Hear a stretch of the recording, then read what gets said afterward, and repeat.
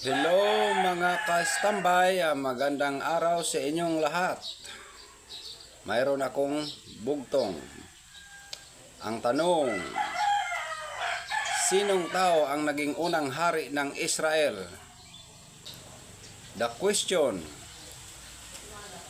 who was the first king of Israel? A. King Herodes. B. King Solomon. C. King David. D. King Saul. Kung alam nyo ang sagot, mag-comment lang kayo sa comment section sa ibaba.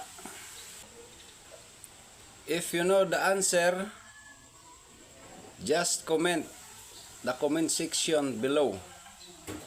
Thank you mga katambay. Sana mag-comment kayo sa inyong sagot. Maraming salamat at magandang araw sa inyong lahat.